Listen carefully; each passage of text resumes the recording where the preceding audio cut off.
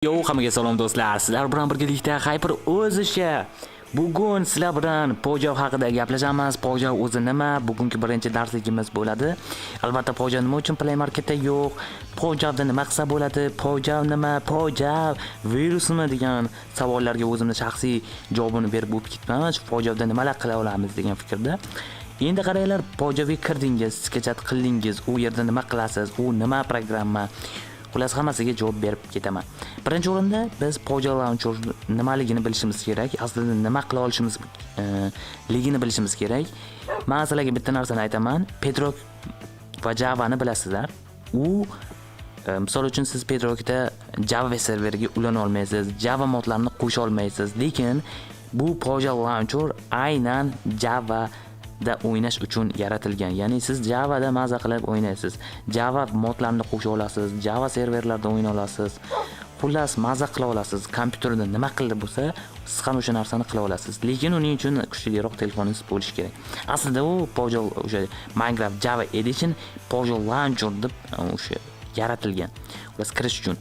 Endi qaranglar, endi unga kirish uchun siz yaxshilab ko'proq kuchuvchi o'tib ketdim.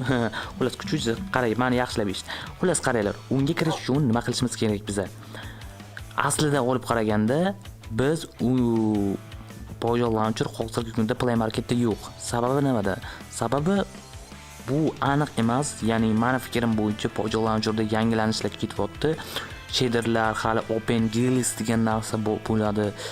Ya'ni har xil zinc degan narsalar bor Pojav Launcherda. Bu narsalarni tushunish qiyin deyishingiz mumkin, lekin men o'zim aytaman, agar yaxshilab harakat qilsanglar, Pojav Launcherda kirib, bu chetlarni o'rgansangiz, ko'zingiz o'rganadi. Ya'ni siz o'sha nastroyga qilishgan boshlab KPS, PPS hamma narsani o'rnatishgacha qo'lingizdan kela oladi. Endi ko'pchilik savol, ma'lumot o'rnata olmasligim mumkin, karta qo'sha olmasligim mumkin degan savollarda hamma narsani Pojavda qilsa bo'ladi. Ya'ni Launcherda, ya'ni kompyuterning versiyada Launcher bor-ku, barcha youtuberlar shu videoda o'sha Minecraft o'ynab yurgan Launcher. U yerda nima qilsa, Pojav Launcherda ham xuddi shuni qilsa bo'ladi.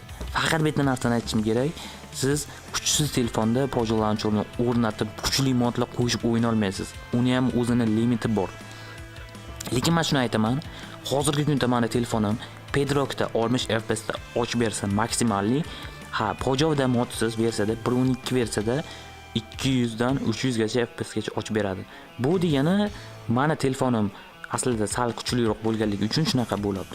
Maza qilib, keyin maza qilib o'yna olaman. Do'stlar qaranglar, meni gapimni eshitib zerib ketgan bo'lsa kerak. Endi qaranglar, Pojav Launcherni qanday yuklaymiz? Meni Telegram kanalim bor. Pojav Launcher o'zi O'zbekistonda Neighbor kanal va albatta shu kanalni biz dunyo bo'yicha Neighbor kanal qilishimiz kerak. Ya'ni ko'rsangiz ruslarning ham, hindlarning ham kanali bor Telegramda. Lekin ulardan ham ko'proq obunachi chiqishimiz kerak. Shuning uchun obuna bo'lib qo'ying. Sizlar bilan birgalikda endi bu versiyani qanday qilib sozlash kerakligini o'rgatib o'taman. Unda let's go.